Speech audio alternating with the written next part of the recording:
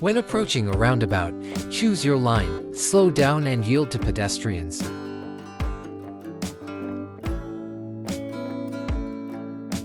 Yield to vehicles are already inside the roundabout and move when safe.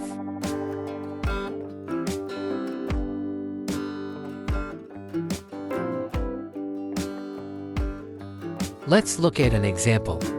For the 1/4 of the way around, approach to roundabout from the right or outside lane, signal right, yield to pedestrians and traffic in the circle, proceed when safe.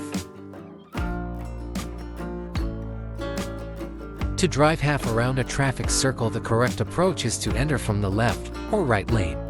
Signal left, yield to pedestrians and traffic in the circle and proceed when safe. Exit by signaling right and staying the same lane. The blue car performed the maneuver correctly, but this method is not recommended. If you have the opportunity to take the left lane, then use it. For the 3/4 to way around, use the left lane. Signal left, yield to pedestrians and traffic in the circle and continue when safe. Exit by signaling right and staying the same lane. Making U-turn, take the left lane, signal left, yield to pedestrians and traffic in the circle and continue when safe.